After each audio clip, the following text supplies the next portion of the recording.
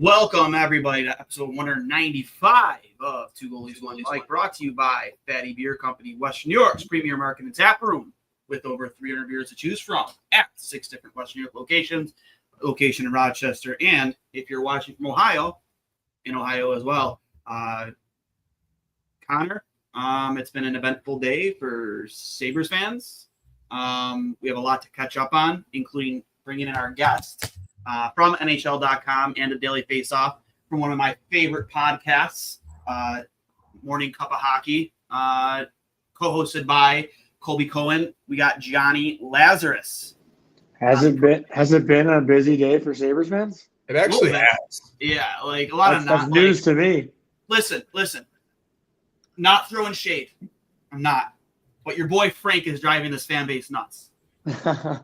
He's driving us nuts. With all this Peterka stuff, and then Kevyn Adams kind of threw shade. Kevyn Adams kind of threw shade at Frank today. Really? During his press conference. Absolutely. He says, well, what did he say, Hurls? He was just like, he was upset that our fan base is given so much misinformation. And he was specifically talking about the reports of a Samuelsson buyout. And I think he was like specifically pointing in that direction. Hard to say because there's been so many reports out there. He didn't call him out by name by any means, but in more ways than one, that's what he said. Is Frank the only one who's reported that? No, not at all. But he was asked directly about Peterka if he requested a trade. And his response was a non-answer. He goes, I don't want to get into specifics of players.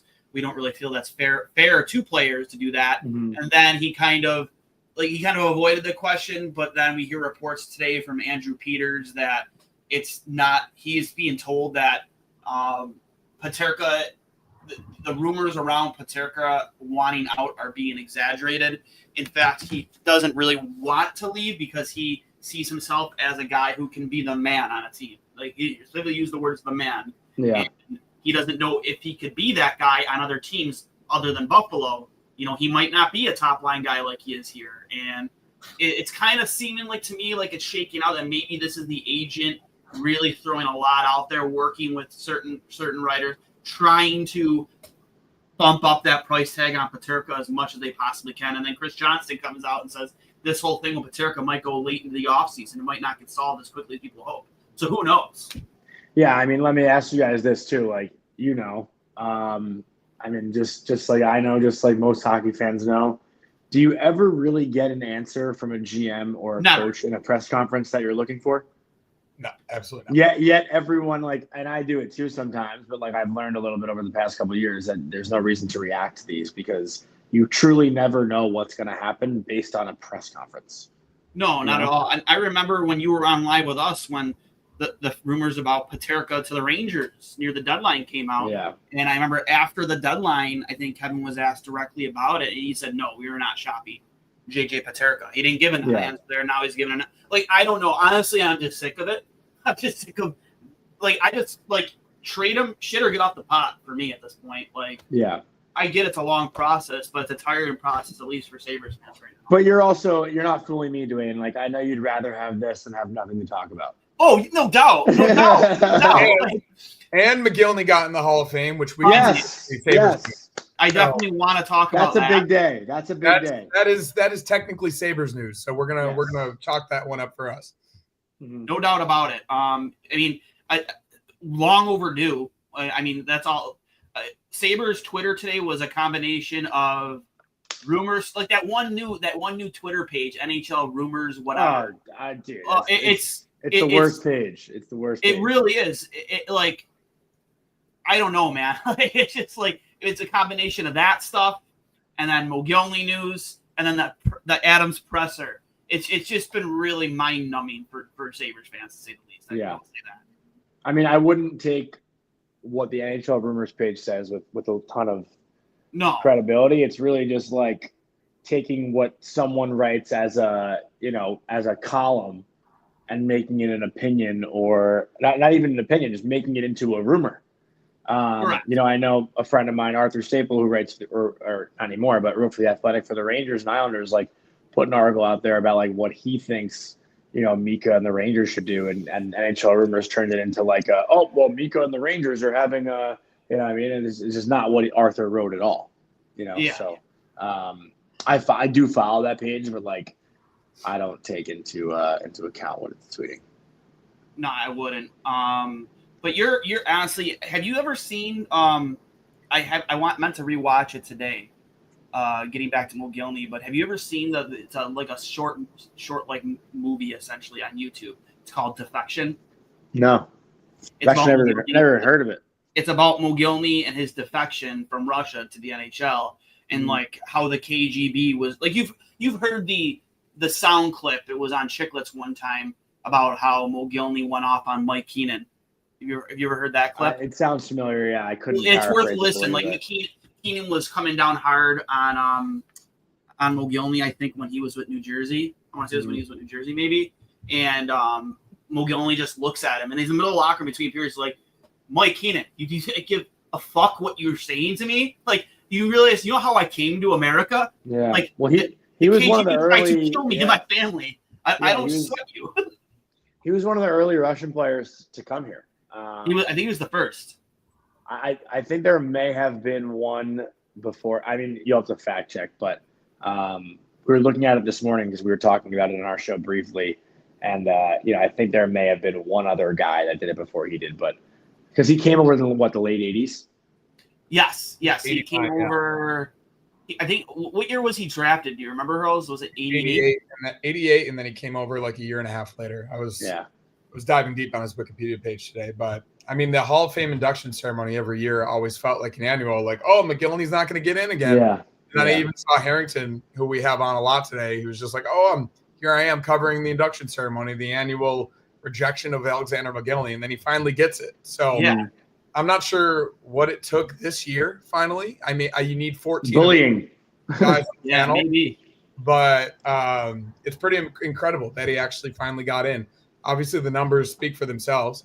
Yeah, getting 127 points in one season is pretty remarkable. But he had a really good career across multiple franchises, and I think this is one that the entire hockey community can agree on, that this was long overdue, and it's a monkey off everybody's back that he's finally in. And I think they called him at like 3 a.m. his time and woke him up and told him. Is there a video of that? I want to see one. I love the video. I heard about it. It was like on the NHL Network. Hopefully somebody can find it. But they like called him and woke him up, and then he just went back to sleep from what I heard about.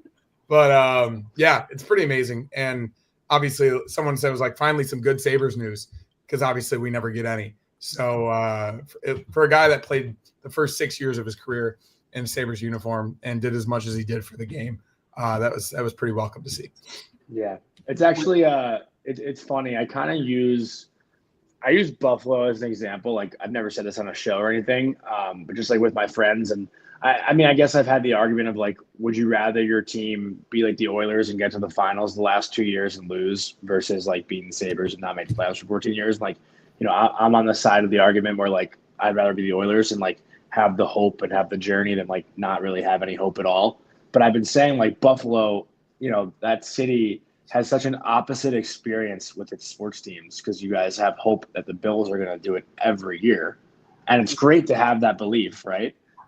As much as it hurts and it crushes you when they don't get it done, you go into every year thinking it'll be the year, versus the Sabres where it's like, fuck, like, here we go again. Yeah. I'm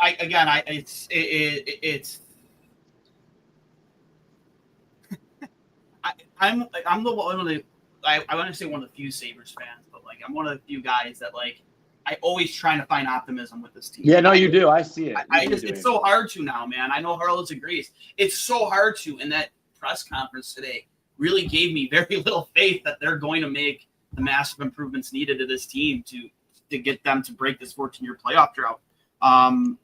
But before we get deep into that, I just want to ask you, man, you've had obviously a busy 2 months. You covered the finals. Like, this is your second year, right? With I wasn't there like in person. I would have been at Game 7. But this is your second year covering the finals with like the NHL. Give us, what was the experience like seeing the Panthers do it 2 times in a row? That obviously apparently was released today. They had a $500,000 bar tab. Comped. It was comped. It was comped. Yeah, it was comped by 11. They're treated God well bless there. them.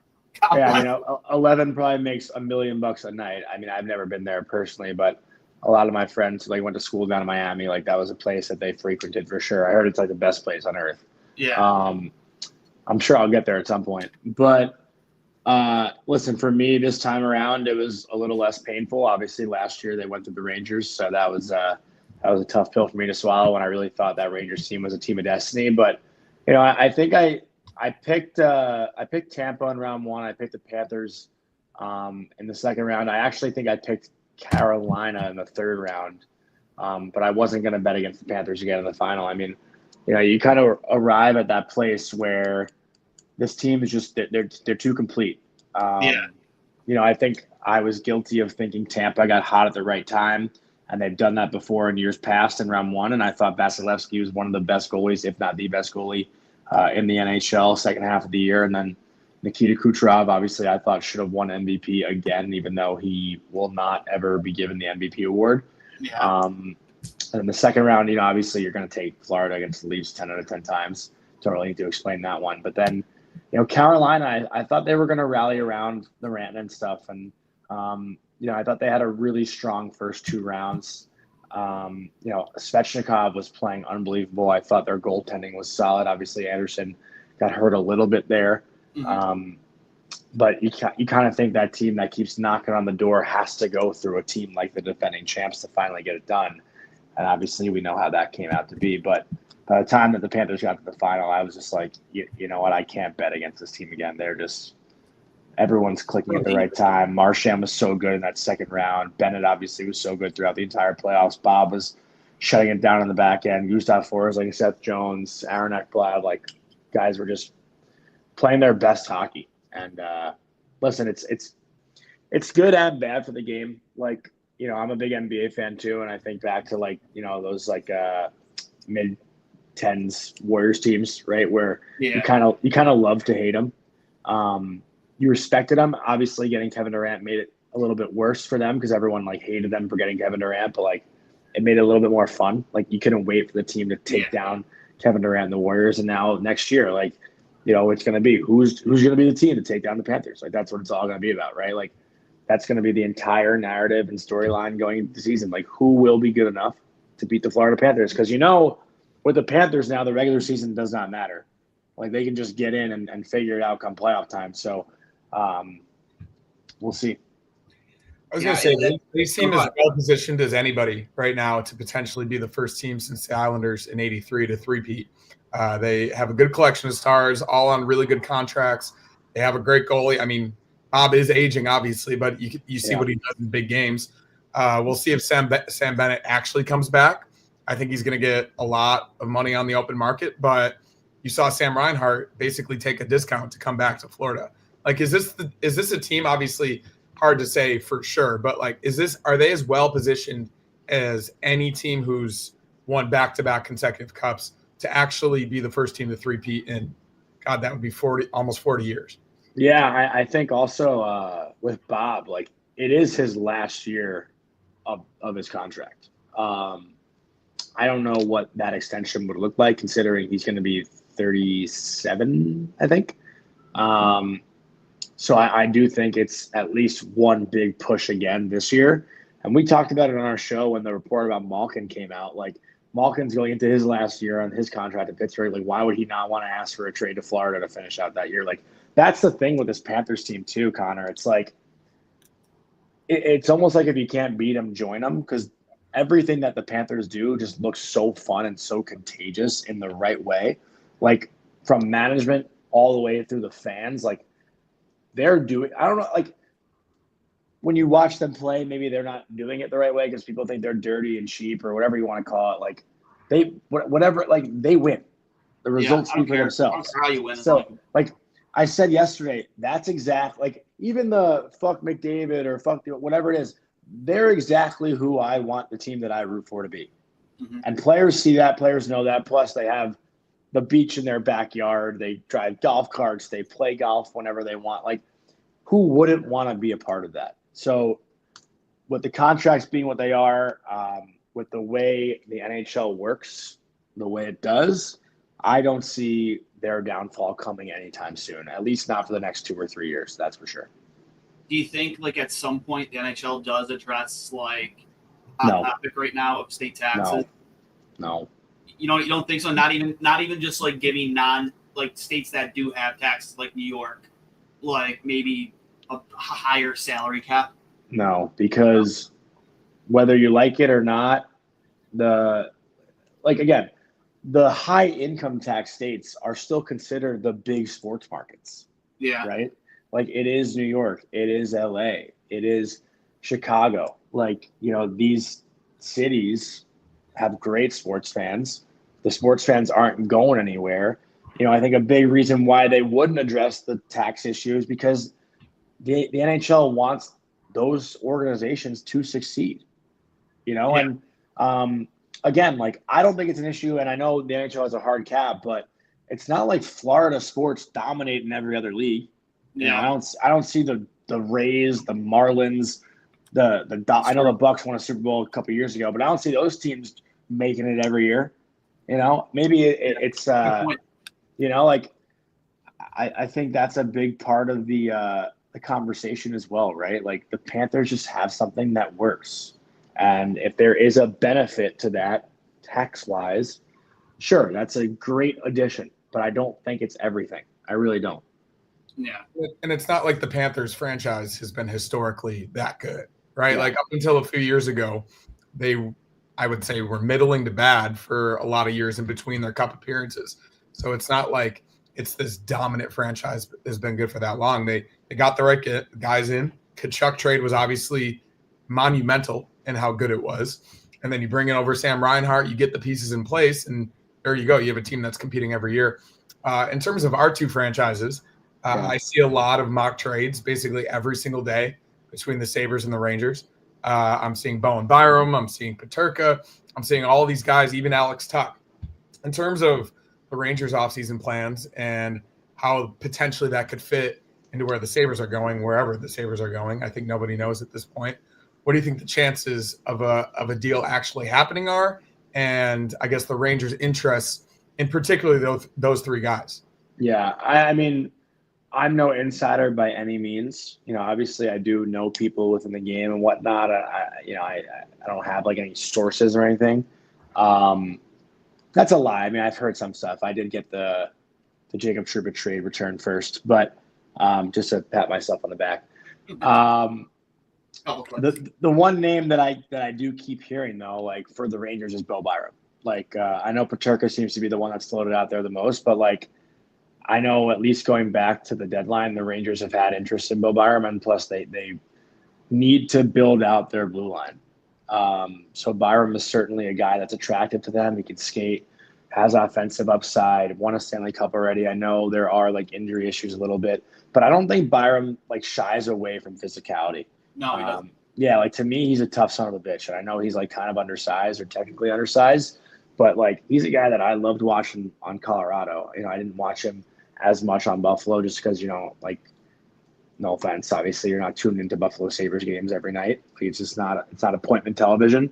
Obviously I'm friendly with Tage, so I love to watch Tage every now and then. But, what I did see from Byram is the flashes of his skating ability, right? Like, I think I remember like one of his early games, there was like a 3-on-3 overtime game where I thought Byram had the puck on his stick the entire game. And I think it was actually the one where like Owen Power, I think, ended up scoring and they called it back and the guys like came back on the ice. Remember that game? I remember that game. I remember Byram like really standing out in that overtime. But the Rangers need defensemen, especially left-handed defensemen if Keandre Miller's getting traded, which is, it sounds like that's more often than not. Like maybe Miller is a part of a Buffalo trade. Can he play the right side? Can Miller play the right? He has in his professional career, at least. That's what Buffalo needs, the right-handed defenseman. Yeah. So that's where I think the Braden Schneider talks come in. Yeah. I know he's been one that's his name's been floated around. But yeah, for me, like all I've actually heard that I can share is Bowen Byram is the guy the Rangers have the most interest in. Again, like I'm not an insider. I don't know how legit that is coming out of my mouth, but That's what I heard. What is a return involving the Rangers at least? Like, what does that return look like in your opinion? If it for Byram? Yeah. I guess depends what Buffalo really wants. Like, I'd say probably Braden Schneider and a pick. Is Byram worth that much more? Like right now, what do you guys think? You guys watch him more than I do. I would say everything you said about Byram is correct. Like he's got some offensive upside. In the right situations, he is really good. But over the course of 82 games this past season, all of the numbers showed that he was only truly elite when he was paired with Rasmus Dahlin, which most guys would look good. Rasmus Dahlin would be really good, right? Yeah. Every single time he was away from him, he wasn't able to drive his own pairing. His it's like Miller with Fox. Same exactly. Kind of all of his offensive numbers completely dipped. He was a liability defensively. So that's the tough part with him because we're not the only ones seeing these analytics. Obviously, the Rangers have a good analytics department. A lot of people talk based upon what's happened. And obviously, it's not just analytics. I think we all can watch the game as fans of hockey, as players of hockey, and know that it's not just that. But when it's really glaring from a point of just playing with one guy to playing with other defensive pairings and the return that it would require to get that guy over there, I think that's something that could potentially hurt with the return on the way back. Yeah, again, like you're not getting Byram at his highest stock, right? No. My opinion, too, on Bowen, too, and Connor made a couple of pretty good points, but, I mean, defensively after Rasmus Dahlin, this team was a shit show this year. Owen Power wasn't great in his own end. It didn't matter who is out there with. You know what I mean? Like, and I'm not saying that Bowen, he didn't drive his own pairing, but like, it's hard on the Buffalo Sabres to be out there with anybody but Reston and obviously have good analytics, I guess. I don't know. I think he's a fantastic skater. I think, out of all of our defensemen, I thought he was one of the more physical ones after Connor Clifton. Yeah. He wasn't afraid to take the body in front of his own net. But again, like we don't need another puck moving left-handed defense. As much as I love Byram, me and Connor have gone back and forth so many times.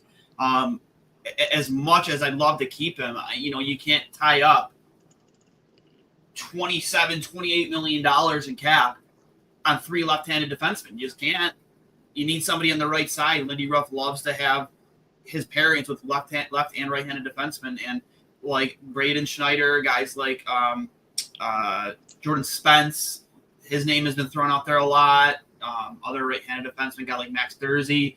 I love the is he again? I don't watch a lot of it. How physical of a defenseman is he? Braden Schneider is very physical. I'd say like more fit, like what he lacks in offensive upside, and there's been some like flashes of like he has scored some really nice goals, but they're very rare. What I will say is he has a very hard shot from the point. I wouldn't say it's all that accurate. Doesn't really walk the blue line that well. But Schneider is a guy that'll throw a big hit. He'll drop the gloves. Like he's a tough kid. But I don't know if you guys know, like at the end of the season, it came out that like Schneider hurt his shoulder in like the 2023 first round and like needed surgery on it, but never got it and got surgery, I guess, at the end of the season. Like he was playing basically, with a injured shoulder for the past 2 years. So as physical as he was, I guess he was fighting off something, right? And I don't know if he's actually had the surgery yet. That's something I haven't like reported on or seen any reports on. That was something he just talked about in his exit day interview. But no, I will definitely say Braden Schneider is one of the tougher guys. I've seen play for the Rangers the past few years. And again, he's only like 3 years into his career. His first season wasn't even a full season. He came in during that 2022 conference final run. And I guess, he's played 3 full years. This will be year 4. Like he's very young. And he'd be a good, he's shown it. He's a good playoff defenseman. The injury situation sounds a lot like a guy we just traded for in Josh Norris, actually. Yeah. Very similar. Which is actually causing a lot of concern in terms of obviously gave up Dylan Cousins, who wasn't playing well, but with his injury history, and it appears he got surgery at the end of last season after only playing 2 games. It's not necessarily something I think they would want to risk again. But obviously, if the medical is clear, you're going to want a big, physical, right-handed defenseman to play with Owen Power. That seems to be the off-season top priority for this team. Do you think him on the second pairing with Owen Power, do you think that would be a good matchup? Do you think their games and their skill sets would fit together? I don't know if there's a good first pass on that pair. Owen Power, I think, is a good skater. Would you consider him the elite puck-moving defenseman? I mean, he's still early in his career, but I would say the upside of his game is his offensive prowess, right? Like, he's not an Alene puck mover by any means, but, like, he is still 22 years old, so I think there is a grow there. I'm just thinking about, like, that first pass in the breakout. Like, sometimes Schneider would get it in the corner on his strong side, and, it's not like you're all that confident in that first pass. And, again, like, I'm not – that's just my personal opinion. I don't know if other people would say that. He's – I don't know. I feel like there's I think they, like, against a team like Florida, obviously Florida's the peak, but, like, a team that forechecks pretty heavily, I think those guys might struggle moving the puck just a little bit together. I think the ceiling on Owen Power is obviously higher than Byram, but in terms of skating ability, I would definitely probably give it to Byram. I think he's the better skater. Yeah. Maybe even the better, when it comes to getting that first pass out of the zone like you brought up. But, again, we haven't seen – whoever AAA is here is not an Owen Power fan, huh? No, he's not. He's not a fan. A lot of people hate Owen Power. Yeah. Well, because he has that first overall pick label. That's why. Yeah. And, like, obviously he's struggled defensively, but name Owen Power's partners throughout his career, like Henry Jokiharju, most games with, right? Like, he's never had a capable defensive defenseman that he could really open up his game with. And, obviously he's 22 years old. He can improve his defensive play in front of his own net, right? Like, his awareness is going to improve each season. Look at Dahlin early in his career. A lot of people thought he was a bust. And now if Dahlin wasn't on the Sabres, he probably potentially would have won a Norris Trophy at this point. So I think there is room for improvement with Owen Power. And obviously it's a lot harder to trade Owen Power given that he's already gotten paid, right? Compared to Bowen Byram. So I think that discussion really needs to center on, all right, you've got two things similarly in your lineup, obviously with Dahlin as well. You're not going to put Bowen Byram on the third pair. So if you have too much of one asset, obviously try to get something back for it to improve at this point what your second pairing will be. Yeah, I mean, that Samuelsson contract is still the craziest thing of all time. And the fact that they signed when he first signed it, like, was it 40 games? So but he was having a great year with Dahlin. Like, they were one of the better pairings in the league. Yeah. Like, but then all the injuries, then the pressure, I guess, of the contract. The fact that you signed him 8 years, and I understand wanting to bank on somebody's potential because maybe you're convinced he's going to. Kind of like you do with Tage. Like, Tage has the best contract in hockey, in my opinion. What's he making? A little over 7. Yeah. That's like almost McKinnon level when McKinnon was on that first his first long-term deal. Like, he's got 2 40-goal seasons in the last 3 years, right? Yeah, 44, and I think he had 47, and then he obviously got hurt during last season, so he probably would have 40 again. Honestly, I think he hit 40 this year. Yeah. No, he did. Yeah, he hit 40 this year. I mean, even the year before he got last hurt. Year, yeah. And then the year before that, when he almost hit 50,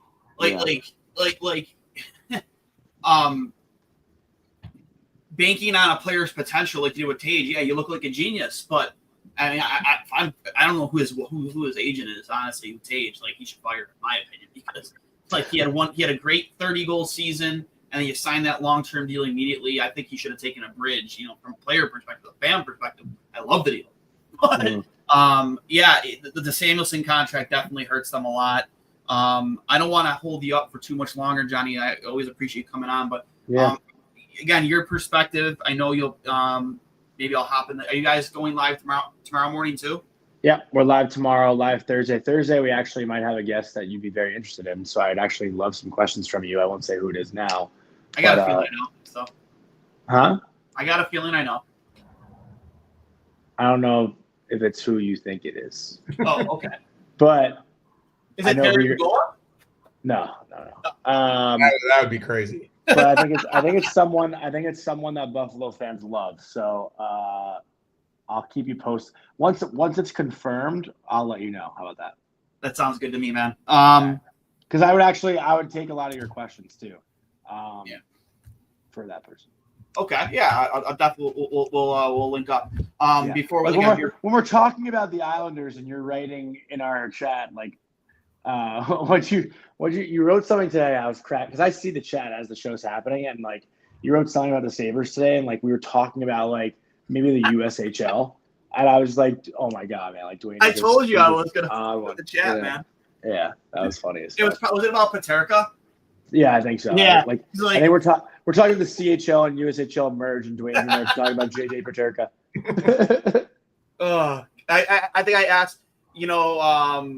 I said I'd give you something if we can get five more Frank Peterka rumors before noon or something like that. Yeah, something like that. Yeah, that's funny. It is funny because I see everything that's written in that chat. I have to ignore a lot of it, which sucks. But like, I laugh in my head at like a lot of the comments too. I think they're hilarious. I know Colby always shuts it down, but your final thoughts, honestly, on the offseason, some of the big names that are coming up on July 1st. I know we've joked a lot about Mitchie Marner, where he's going to end up, and I'm going to hold you to it, man. I don't even care if it's a 1-year deal. If we're hopefully bringing on a guest in the next week before July 1st, that's going to put on his recruiting shoes. I think I said you could. What I say, you could tie me to a chair table naked and keep it in your basement. Oh yeah, that one. No, not my. I'm not bringing you to my basement. You could tie me to a chair naked and throw me through a table at a Bills tailgate if Marner goes to the Sabres. Bookmark that. Let's do that. Maybe not naked. We're hopefully going to bring on a guest that's going to really put his selling shoes on and get back to the old one Buffalo mantra. It's probably one of the most polarizing. Again, I won't say his name, but one of the more polarizing figures in Buffalo. I'll put it that way. But your final thoughts on just the offseason so far, what you expect, and just the Peterka stuff, and what you hope to see. It doesn't seem like it's gonna be a very exciting July 1st, but you always keep your high hopes up. But just your final thoughts on the draft, the upcoming draft, and the upcoming start of free agency. Yeah, I don't think listen, with everyone knowing the names that are available like next summer, obviously highlighted by McDavid and Eichel right now. If McDavid doesn't sign his extension, like this offseason feels a little bit underwhelming. That said, maybe there are some surprises. Like I think, today there was like that rumor with Tomas Hertl in Carolina. I think Vegas obviously is trying to clear up space so they can go after Mitch Marner. Marner seems the one that's sought after by most teams. To me, I'd actually love to see Marner end up in Anaheim. I think that'd be a great spot for him. But I don't think it's going to be anything too crazy this offseason. I don't know. To me, the deadline started off a little bit quiet. Obviously, it finished pretty loud with Rantanen and Marchand and that. But like this year's deadline felt a little also, I guess because there were trades like in January and February kind of leading into it. But I don't know. I think there's a lot of hype on the offer sheets. I don't know if we're going to see as many as people are saying. We'll see. I don't really have such a strong opinion on one specific thing. Is there something you guys have in mind that you wanted to talk about? I mean, obviously, there's so much smoke around Peterka, and what where is he? We have people saying that he does want to stay. He does want to sign. He just wants a bigger role. There are people saying that's inevitable, but he's leaving. Like, where do you value him in a trade? Like, I was going to throw out this idea. I'd love to hear your opinion on it. LA was shopping a couple of their younger players at last year's deadline, and it was confirmed by some legitimate people, like guys like Brant Clark and Quentin Byfield. I threw out the mock trade idea of just packaging Peterka and Byram to go after Spence and Byfield. And, if that is a fair trade, for whatever reason, they were shopping Byfield. I know he had 50 points last season, but Peterka is his career high this year. Granted, he played on a top line, but he didn't have a good power play. Many people think he'd be a 90-point player on a good team. And then obviously they have quite a few young right-handed shot defensemen in LA. Like, do you see that as a good deal, or do you see a better return elsewhere for Buffalo? I don't think LA would do that now. Just I still think they're pretty high on Byfield. I mean, he had a really strong year again this year. Obviously, I know like he made that play in the playoffs that changed the whole series. Everyone will talk about that or whatever. But like, I think he's shown a lot of his upside, and I don't know if they're going to get rid of him. Did he have 30 this year? No, I don't think so. No, he was definitely close. I mean, I know there was one point of the season where Byfield was on like a 12 or 13 game like home point scoring streak. Like he was on fire, I think around the end of March. But yeah, I know that fan base loves him. He loves it there.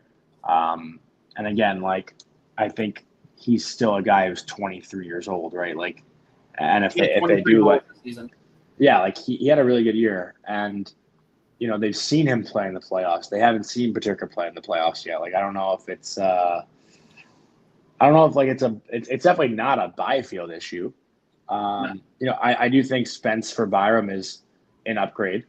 I think the world of Byram. I'm a big fan of his game, but Spence, I still think there's probably a lot of curiosity to what he can turn into because he's still very young too. Like I don't think the Kings say yes to that trade. I don't think it's an unfair trade. I just don't think the Kings say yes to it. Okay. Do you see a better deal anywhere else? And then obviously Noah Dobson was talked about a lot in the past couple of days. I love Noah Dobson. I know it costs more to get him, but what would a Noah Dobson trade even look like? I'm trying to think of like a forward that you could, because obviously you're talking about with Byram and Peterka together, right? Possibly, yeah. Yeah. So what forward from the Islanders would you even throw in there? Connor, what do you think? I can't like you're not like they're not giving you Barzal for that. I was gonna say it's got to be somebody that's gonna you're running no trade clause, so that's the thing. Like I don't even know what forward you get, or if it's just 1 for 1. I mean, are they trading? Dobson for Byram? Does 9 overall get it done for Dobson? Probably not. Yeah, probably not. Or 9 overall, and what else? Another D for sure. 9 overall and Byram, I maybe, but I mean they are getting Schaefer, right? So yeah, that factors into the Dobson discussion. But yeah, hard to say. I don't know. Yeah. Honestly, like I don't love the Islanders forwards by any means. So yeah, it's nothing that would excite me that much aside from Barzal. Yeah, they got a lot of guys tied up that not a lot of guys, but the guys that you would want are tied up with no movement clauses, and they're not lifting them for Buffalo by any means. So, Jonny, as always, man, thanks for coming on, and definitely let me know who it's going to be. Yeah, I got you. And I'd love to throw some questions at you. Also, FHL, which is our version of the Beauty League in Minnesota, just started this past week. You have nothing but D1 junior players. We have actually potentially a couple current NHL players going to be playing this week, starting tomorrow or Thursday. Won't say who it is. Where is it, Harbor Center? Yeah, at the Harbor Center, yeah. It's our version of the Beauty League. We're going to have we have former NHL players playing, current NHL players like Dahlinas played in this league, Gergensons, Patty Kane. Yeah, it's sick. And I'm helping run it this year. I'm sponsored by our premier sponsor, Fatty Beer. And today I got in the mail, I wanted to show you guys this. We're going to do a Player of the Week award, and I got this made. Check it out. Oh, that's cool. Fatty Hockey, we got our logo right there. Fatty Beer League. It's like literally like a 10-pound championship belt, dude. It's sick. It's like legit. It costs like almost $400. And cool. Super psyched to hand this out, but just thought I'd show it off a little bit before we got there. And I don't know if you find yourself in Buffalo for any reason at all this summer and we're still playing, dude, you're more than welcome to come skate. Like I said, it's like nothing but D1 prep school junior players, former and current NHL players. Like I said, Gergensons used to play this every single offseason. Mm-hmm. Yeah, I'm a roller guy now. I haven't really hit that much. Are you playing in the Chicklets Cup? I'm gonna try to, yeah. If my leg is 100%, I will be there, no doubt. It's so fun, that tournament. I love that tournament. Oh yeah, it was a great time. But yeah, no, the FHL sounds off. What's the F stand for? Fatty Hockey League. Fatty Hockey League. That makes sense. Yeah, Nick used to be a scout in the NHL, and he's run this league now for years. And we're super excited. We might be collaborating with some other local hockey content creators. I won't say their names, but should be a lot of fun. So if you find yourself in Buffalo summer for any reason, you got you want to come skate, man. It's a really, really good skate. Like the best summer skate in all of Buffalo, no doubt about it. I appreciate it. Thank you. But that was Jonny Lazarus from Morning Cup of Hockey with Daily Faceoff and NHL. Johnny, thanks for hopping on with us. We're going to bring in our next guest from Dauber Hockey. First-time guest. We're going to talk about the NHL Draft. Sorry to keep him waiting. Puneet, thank you for hopping on. I apologize if I You got it right. No, 100%. Thank you for hopping on. Sorry for making you wait. Whenever we have Lazzy on, man, we just go and go and go. It's probably not the best guest to have you follow up on just because we can get carried away with him. But, we make sure we it was a good chat. Oh, for sure. It was good to see him talk. Yeah, it's fun. A blast with Johnny. But thanks for hopping on with us, man. I couldn't appreciate it more. Obviously, the draft is less than a week away now. And, yep. The Rangers gave up their what is it? They gave up their pick this year. Really only draft news we've gotten so far to complete the JT Miller trade. Yes. But just want to get your thoughts on, obviously, I think the consensus is Schaefer's going to go first overall, left-handed defenseman that I personally like a lot. When he was here in Buffalo for the Combine, he seems like he has a really good head on his shoulders. He's had to mature really fast, in a short amount of time in his life due to tragedy. And he actually visited a grief center here in Buffalo on his own, through his own decision. It wasn't asked of him. He decided to go on his own. Seems like he's got a really good head on his shoulders, not to mention just a phenomenal talent. Yeah, for sure. I think it's pretty obvious and pretty easy to kind of understand that Schaefer is going to be the first overall pick. It shouldn't be, quite frankly, anybody else. He's way too good of a defensive player to be going at second or third. He is guaranteed too good to go, top tier offensive talent. Speed is off the hook, triple threat. He's an aggressive defender. I mean, if he goes second, I'll be shocked, but chances are he'll be going first overall. That's awesome. And like I said, you have Michael Misa there, James Higgins, Porter Martone, a lot of, but how much of a drop off is there after the first probably 4 or 5 picks? Is it a Matt? Because obviously Buffalo picks at 9. Kevyn Adams kind of said today he's more willing now than ever to deal that pick away at 9 if it makes sense. But how much of a drop off is there after the first 4 or 5 picks? I'd even argue that the drop off comes after probably number 3. I mean, you got Schaefer at 2. You got Misa at Schaefer going 1, Misa going 2. You're likely going to see maybe someone like James Higgins going 3. That's kind of where you see a lot of the consensus picks start to change. Some people see Porter Martone going higher. Personally, I think it's going to be James Higgins, and then thereafter that, you're kind of seeing a huge drop off. Where Buffalo stands, it's a little interesting because they need a lot of help, right? They're sitting in a spot where they need the defensive help to kind of offset what you guys were just talking about with Johnny on the right side. And their center depth isn't also the greatest either, right? So they made that trade to pick up Josh Norris, who got hurt yet again. Ryan McLeod had a great year, but we really don't know if he can kind of pick up and do the same thing again. Tage Thompson played right wing because he was hurt. So if he takes that center position, we're looking at Josh Norris taking a step down to the second line. Yuri Kulik is a great player as well. Do they need to maybe potentially look at another center option? Who knows? That could be something that they might look for. Or do they look at potentially going for the defensive option in like Radim, Keyshawn, Atchison? Those would be probably the 2 best options if they're going to be making that pick at number 9. Now, the question is, Radim is probably your best option just because he's a right shot defenseman. Keyshawn Atchison is, I believe, a left shot. So the question is, who do you go for? Do you go for the right shot or the left shot? Murka's 6'6", 218 pounds. He's a pretty big dude. He would be able to help out Owen Power on that right side. But again, do you want to wait that long to see if this type of player is going to pan out? Or do you try to see if you kind of make a trade? And what can you do with that pick? That's kind of where I feel Buffalo's kind of stuck in between here. What do they do?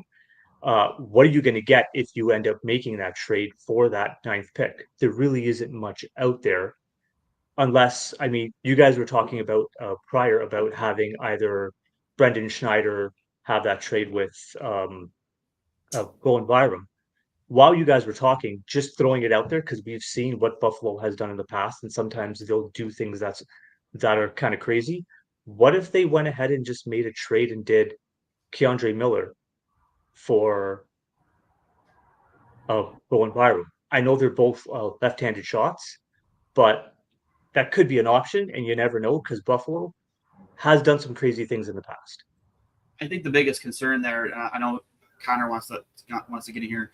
I think the biggest concern is if Keandre can play the right side alongside Owen Power, because Dahlin's showing he can play with anybody. Like we have Bernard Docker that we got in the Ottawa deal with Norris and Cousins. He played a little bit with Dahlin last year. He looked very serviceable. So who knows? We'll see. Connor. So you mentioned Radim Merca a lot. It's something that it's a player that I think a lot of fans are really, really intrigued in. At the press conference today, the Sabres director of amateur scouting, Jerry Forton, he was seemingly gushing over him. And I think it's partially related to the fact that he represents something that the Sabres pipeline doesn't currently have. Obviously, everyone keeps talking about a little bit more size, a little bit more physicality. And if you have all of that in a puck-moving, offensively skilled defenseman, if they do stay at that pick in 9 and he is there, that seems the most likely option. Could you talk a little bit more about his game and potentially how long or how soon you could see him being in the NHL? Luka is probably, he's probably going to be one of, or if not the first defenseman that comes off the boards. He's way too good to be picked any later than I think the top 10. He's coming from Czech, played in Czech, played in the WHL. The guy's a big dude, right? I think I said 6'6", mobile defenseman, shut down. He can play in the transition. I would say that he's not going to be a player that'll be put in the NHL right away. He'll probably still have another maybe year or maybe 2 before he actually sees NHL ice time. Like he might get a cup of coffee at some point at the end of next season just to see what he can do. But I don't see him. I don't foresee him slotting into the top 4 that quickly. Yeah, I don't think he, depending on if hypothetically if Buffalo were to take him, I think the only way he'd probably get in the lineup is A, injury, or B, maybe your season's gone down the toilet. You just want to see, give him let him debut and see what he has and see what he does with the opportunity. That's pretty much how it's going to turn out if that's what happens, right? So chances are he'll probably come in last 4 or 5 games. They're not going to want to hit that ELC or go past that ELC mark of the 9 games. So they'll probably have him come in last 2-3 games of the season. I mean, if they make the playoffs, they might give him some time in a depth role, but likelihood is going to be, chances are someone gets hurt, or there's a trade that happens, let's say later in the season come next year, where they move some assets and that's his chance to kind of get some ice time, or it'll just be at the end of the season where he's only going to be playing 3-4 games, and then they'll have him play some preseason games come next year, get a couple games in again, and then we'll see what happens the year after. Connor, any thoughts? Yeah, I think if you're going to make a pick, you're going to want a guy that you can pitch to your fan base as a guy that can potentially contribute as quickly as possible. So that checks a lot of boxes in my eyes in terms of what I would want. I think ideally, a lot of Sabres fans do want to trade that pick. I think a lot of us have wanted the organization to trade that pick for a few years now. And I think that's easier said than done in today's NHL climate. I think we talk a lot about how could they just not package the number 9 overall pick and a prospect or maybe even a player for somebody that could contribute right away. But as we've seen, these trades on draft day or right around NHL draft weekend, they don't happen that easily. So, yeah, I would want someone that could contribute as soon as possible. Obviously, you mentioned Atchison as well, or even a power forward, maybe like McQueen. I think you want a big physical guy that you can slot into your lineup within the next 2 seasons, if possible. Yes. I mean, I would even go as far as saying they might even look at a guy like Brady Martin. He's kind of that same type of mold of a Sam Bennett, physical, relentless, dual threat. He's explosive on the forecheck, improved skating. It was a bit shaky last year, but he's now kind of improved his skating overall. He had a strong finish to the season. Physical player, kind of what Kevyn Adams was kind of saying during that whole press conference, that they need a bit more grit. So yes, a guy like maybe Brady Martin, or even a guy like Radim would probably be their best option. But like you said, right, it's a really tough situation to be a Sabres fan, right? 14 years not being in the playoffs, it's tough. And we all like to kind of say, just package this trade. This is not fancy hockey, right? We'd love to hope that it is, but it's not that easy. And chances are they are going to make that pick unless something comes up where they can't pass on it. Yeah, I couldn't agree with you more. Like, if you are trading 9th overall, where do you value that? Like, as an active player in the league, like, what value do you place on 9th overall in this draft? Like, do you look at 9th overall and see a top 6 forward or a top pairing or a second pairing defenseman? What value do you staple to 9th overall? I think it depends on who you're picking. If you're looking at a and who's player available, like Radim, yeah, it's all based on who's available, and we're under the assumption that Radim will be available at number 9. I mean, if that's what you're looking at, he's a top 4 defenseman. If you're looking at someone like Brady Martin, he could be a top 6 forward. I mean, you could go as far as saying if players start to drop because this draft is kind of up in the air and you get a player like James Higgins for some crazy, somewhat reason, pie in the sky, you're laughing if you got a guy like that. But for him to drop that far to 9, I mean, there are a few draft boards that do have him further down, but I've seen him more around the 5 to 7 rather than dropping down to 9. But if he somehow makes it, Porter Mortone, there's a possibility. I mean, you don't know, but then they're laughing all the way to the bank if they get those type of players. The James Higgins discussion is funny to me because he for a while was the projected number 1 overall pick, right? Like, he was the guy that I think a few people projected for years as being that not necessarily generational type guy, but the far and away for sure number 1 overall pick. Obviously, he has a pretty good first season in the NCAA, point per game player, playing on a really good team. And the Sabres, I think, would be interested. Obviously, like you say, they'd be laughing all the way to the bank. But he is a smaller forward. He's a forward that kind of matches up with what they have in their pipeline already with Noah Ostlund and Isaac Rosen and a lot of guys that they've drafted recently. So it makes me hesitant to potentially think about them drafting another smaller forward. But like you said, with the pedigree of a guy like that, I don't think there's any way they could not take him at this current juncture. Exactly. It's almost like Chicago taking 3rd overall at this current juncture. So if they're sitting on 3rd and Chicago decides we're going to take James Higgins, knowing that their center depth is kind of similar to this, right? You got Connor Bedard, who's 5'11". Now you got James Higgins, who's 5'10". The only guy next is Oliver Moore, right? But he'll be a 3rd line center. But you can't pass up that type of talent based on the fact that he's a smaller guy. And if the Sabres come across that type of talent at that number, you got to be crazy not to take him. Yeah, I've been a big James Higgins fan for since going end of last season.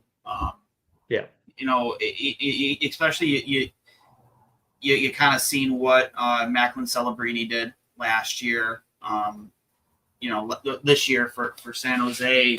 And, he was, the hype around Higgins was very similar to what you were hearing about Celebrini at the end of last year. It kind of died, not last year, but the previous season. But it kind of fizzled out. I would say at the time of last year's draft, people were talking about Higgins to be kind of like the consensus first overall, potentially. What made his value drop in this year's draft? If you want to even say it's dropped.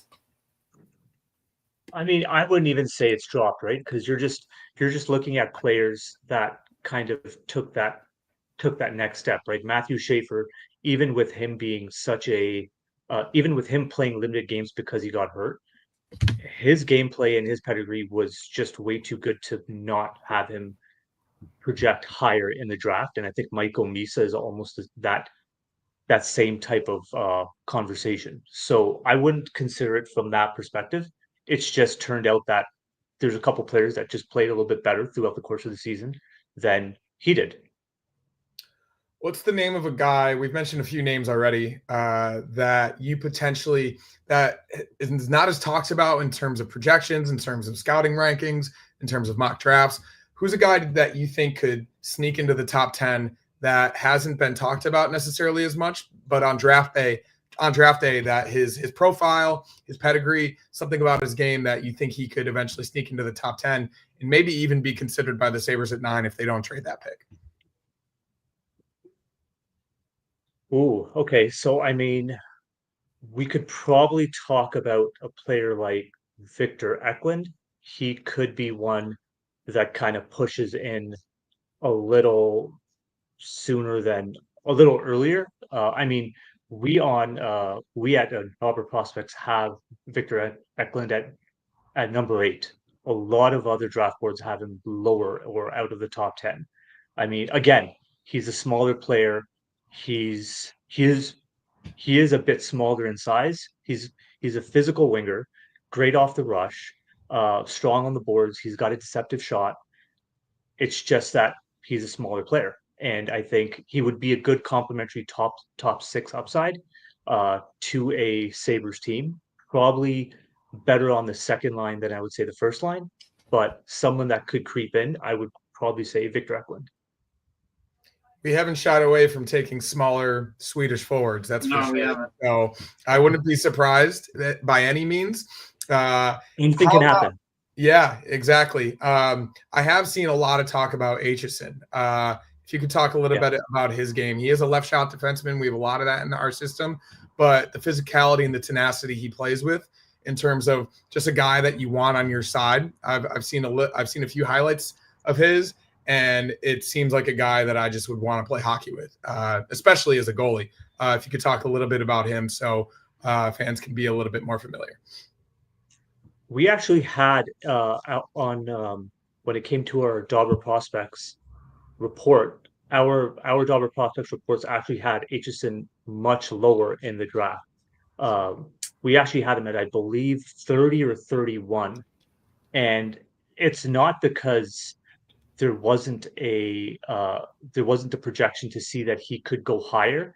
It was just that we weren't entirely sure, that we were convinced that what he's done in the OHL will translate to what would translate well to the NHL. He projected very well, and he did very well at the combine, and his interviews were off the charts. Everybody loved him. He was a positive guy, and everybody said, if this is a guy you want on your, if you're looking for a left shot defenseman on your team, this is a guy you want on your team. It was mainly because he projected good at the combine, and he also did well coming into the season, at the end of the season, sorry. But we actually had him later at 31 rather than closer to the top 10. Okay. Can he play the right side too? He's a left side. He's a left shot defenseman. But I mean, there's always that problem, right? It's true. He could be a guy that you maybe doesn't see the lineup for a year or two for sure. And I know I'm really pushing the right-handed defenseman narrative pretty hard, but it's just kind of getting ridiculous that Owen Powers, is he going to his 4th or 5th year, Connor? This will be his 4th. I think like that right shot discussion, it really becomes obsolete, especially when it comes in terms of the draft, if they actually sign somebody or trade for somebody in the way that they need to right now, right? Like if they're able to execute a trade either right around draft time or free agency, or actually sign Aaron Ekblad or sign one of these guys to just slot in with Owen Power, it doesn't necessitate drafting a guy like Murta or drafting another right-handed defenseman. You can slot that in for your lineup for the next 5 years and then just draft the best player available, as Kevyn Adams said this morning that they were going to do. And I do believe him. Look at Zach Benson a few years ago. They had a lot of guys similar to him in their prospect profile. And for some reason, Zach Benson fell to number 13 and they drafted him, and he was in the Sabres lineup 3 months later, right? He projected as a guy that potentially could be that top 6 forward, that middle of the lineup type player.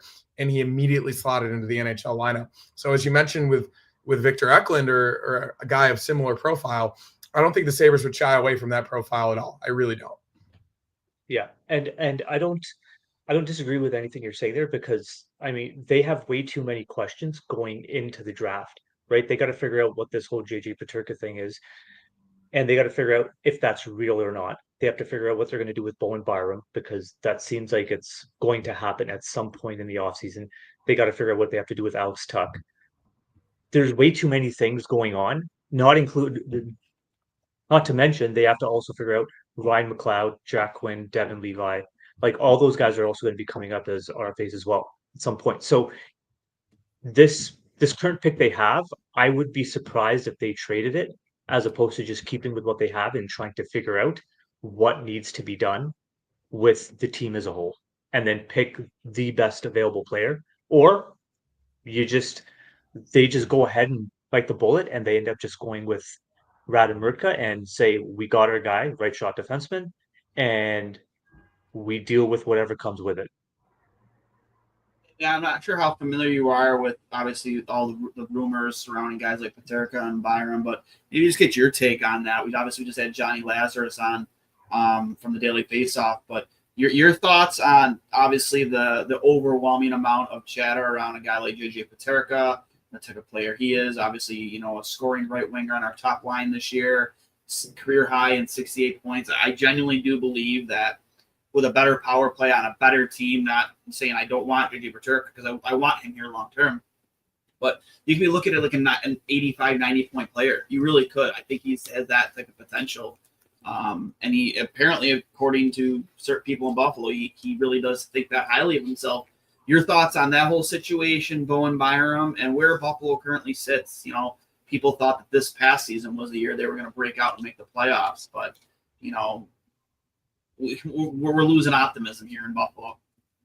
You're not the only one, because I thought they were going to make the playoffs as well. And I think nearly half of my fantasy drafts, I ended up picking Peterka and Rasmus Dahlin in the hopes that they would have taken me to the promised land, but that didn't happen. I think Peterka is too good to give up. I mean, it was a breakout year. I think he's going to do better. I think him playing on the top line with Tage Thompson, and potentially a healthy Josh Norris, if that ever happens in life, will be a good line, and it'll be a line where he will produce more than what he produced last year. I don't think they need to trade him. I think if they do, they better get a haul for him, because what are you doing if you're trading him away? You're literally going back. You're going backwards rather than going forwards, to be quite honest. Yeah. And what do you think you're going to get for a player like that? That's why I kind of threw out the mock trade idea. I know, he didn't exactly shoot it down, but he didn't think that LA would go for it. But like, in my opinion, in most trades, you're probably that involve JJ Peterka, the other team is probably getting the better player, right? Like, I think JJ could wind up to be that good of a hockey player. Yes. At the end of the day, especially depending on where he goes, a team that's already built to win, who has a good power play, who has a deep roster. My opinion, if you're trading JJ Peterka, maybe you're not getting the best player back, but you need to get the right players back that fill the hole. So maybe you're not getting, the first line center, but you're definitely getting the definitive second line center, and you're getting a top 4 right-handed defenseman. Because as we discussed, we think we really put anybody out there with Dahlin, and they'll find a way to play well, essentially being a Dahlin merchant. But that, in my opinion, is the only way you make that deal. Is you might not get the same value in one player back from JJ, but if you can get two guys that fill those massive holes in your lineup, as a Sabres fan, I'd be happy with that. Yeah, we first have to understand if there's actual fire here, right? And understand, is this what Peterka wants, or is it just because he wants more money at the end of the day? I'm not sold on Peterka going to another club and that being a better option for the Sabres. I mean, if you're going to look at that scenario of the LA Kings and them trying to move a player like Brandt Clarke for Peterka, that and some for Peterka. I mean, next year you're looking at Drew Doughty being an UFA. So they're going to offer, you're going to assume they're going to offer something to Drew Doughty to stay as a King, to be a forever King. Brandt Clarke is the next guy in line. I find it hard to believe that they would have traded, or they would trade Brandt Clarke unless they know, or it's a Brandt Clarke for JJ Peterka straight up. Do you think that's going to happen? No, I think that's not enough for Peterka. Yeah, I would tend to agree with that. Everything I'm hearing is that I live out in LA. I'm pretty involved over at the rink over there. And I know people that know Drew Doughty. Like, I think there's a chance that he retires this offseason based upon his injuries, based upon everything he's gone through. So in that case, Brandt Clarke's going to have to step up and have an even bigger role. So I think that specifically could be really tough. I think the Peterka situation is a lot of smoke. I personally don't believe anything's going to happen. I think this is fodder that agents are putting out there that are misleading people. Kevyn Adams mentioned it today, which I didn't really appreciate, that he feels bad for the fans that are given information. You should feel bad for the fans that the Sabres haven't made the playoffs in 14 years, not that we're getting this information. Yeah. I think we're prioritizing what we should feel bad about incorrectly. But in terms of the player, I don't think you give him up for nothing or not enough. Obviously, Kevyn Adams has handled his fair share amount of guys who have wanted out, and given his rise in the first 3 years, full seasons of his career, this doesn't feel like that situation to me.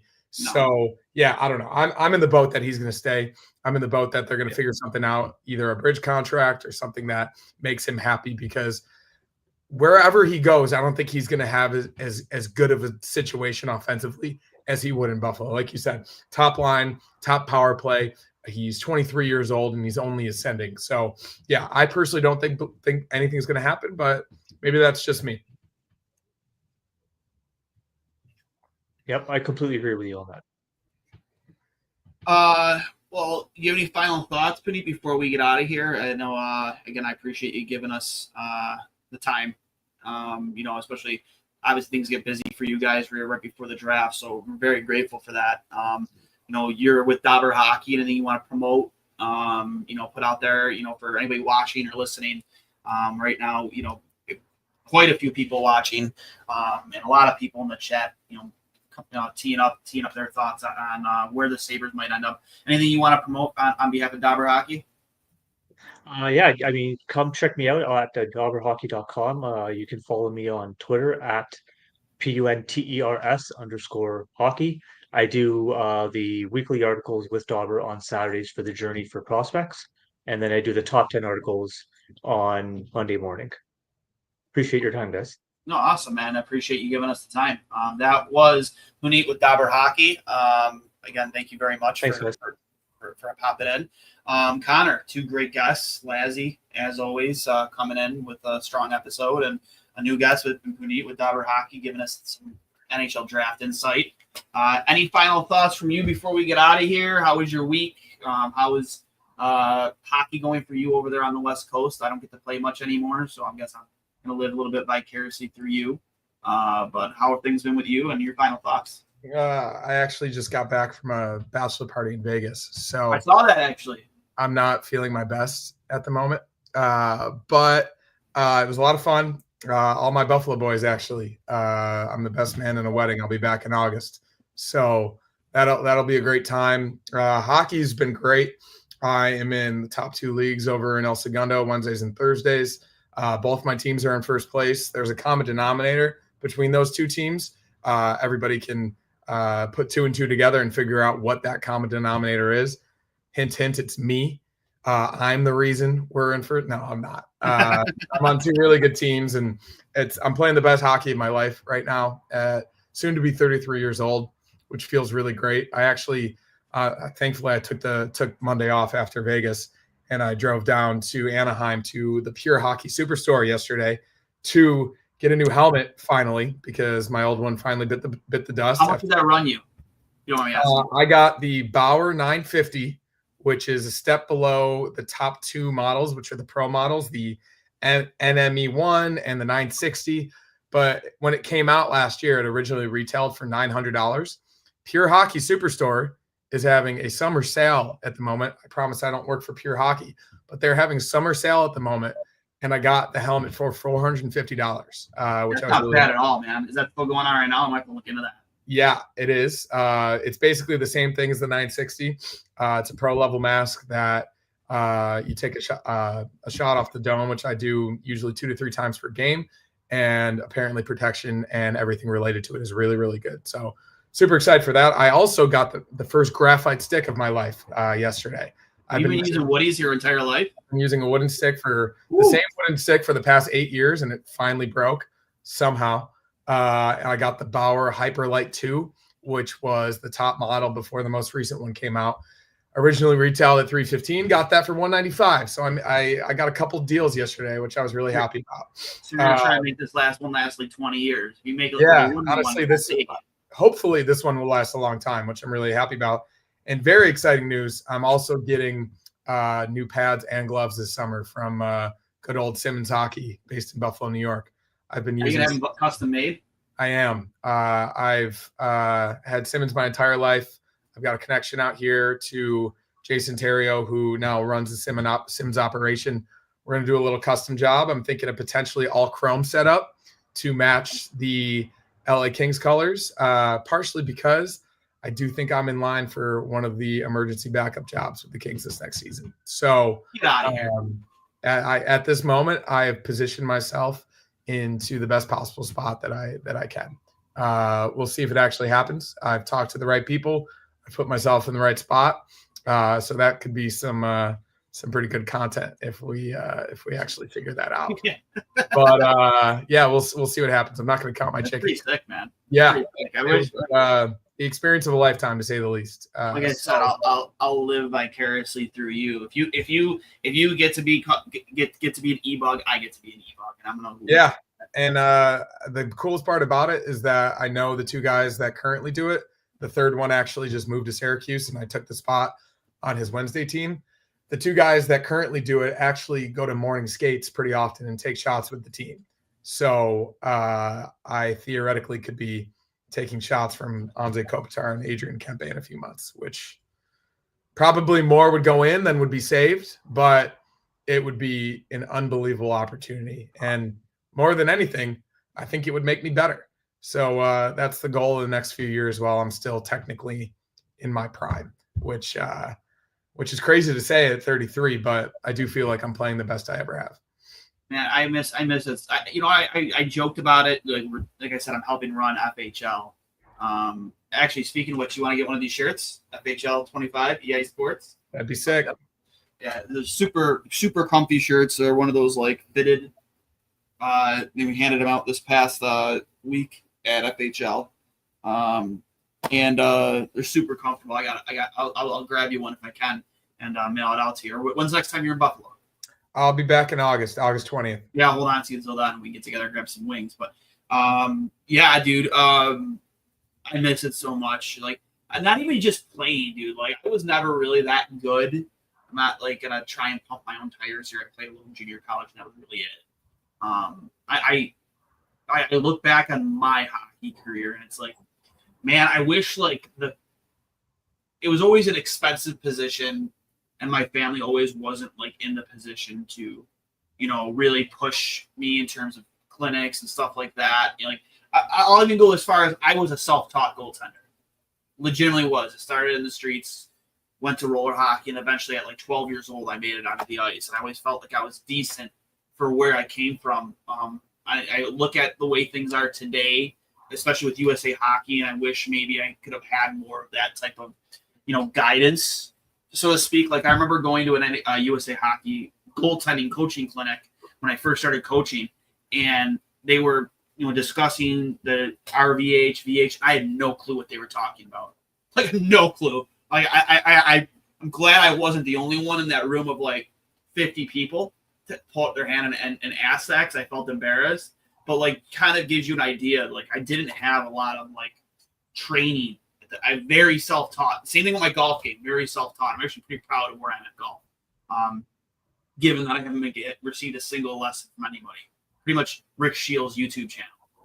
But the one thing I miss the most, man, is just the locker room. I miss the locker room so much, dude. That's my favorite 2 years of hockey were in junior college. Just hanging with the boys. That's what I miss the most, dude. Some of my best friends out here now, and I've even made a few in the past couple of years, are from my hockey teams. And some of the best friends in my life, not only in Buffalo but also in Syracuse.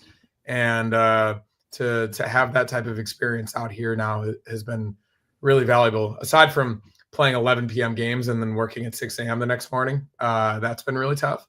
But it's a sacrifice you make to keep playing. And I'm happy that I have, and that I've put myself in this position to potentially be considered for that type of role. So we're going to keep it going, keep stopping as many as we can, and we'll see what happens. Yeah, man. Like I said, I agree with all that, but with this injury to my leg, it just really, I don't know if I'll ever be the same athlete that I was once before, given how traumatic I was. I think that's one of the biggest bummers, but depending on how this all shakes out, I might just get back involved in coaching again, just to try and fill that void. For sure. In terms of the camaraderie, that would accomplish the same goal. 100%. Really good episode tonight, everybody. If I know some of you are just tuning in. I'm sorry if we didn't get to a lot of comments. And a real lot of comments. We had back-to-back guests. John Park, I'm looking at you here in the chat. Paul Hamilton, watch your language. One of the slower episodes this summer, we can just do a completely question and answer chat podcast. Yeah, we've talked about doing a mailbag too, and I really want to do that. Similar to that. Yeah, so we're still going to do that before the start of next season. We'll do something like fan of the year or something like that, or follower of the year. I still want to do that and give out some free swag. Definitely not Mauricio, that's for sure. He isn't here tonight. Where is Mauricio? I think Mauricio is just, he's an in-season type of guy. Yeah, in-season guy. You know what I mean? He's not here to make fun of your beach-going ways and all the very creative comments. We'll get out of here, though. This has been episode 195, Two Goalies, One Mic, brought to you by Fatty Beer Company, Western New York's premier market and tap room, with over 300 beers to choose from at 6 different Western New York locations. If you need a beer, make sure you make it a Fatty Beer. We will talk to you. I don't know. Actually, later this week, it will be probably me, not you. Greg Wyshynski from ESPN will be on actually with us at some point this week. It won't be live. It'll be pre-recorded. I will drop that at some point. So make sure you tune in for that. Be a lot of fun. So, but until next time, as always, go Sabres.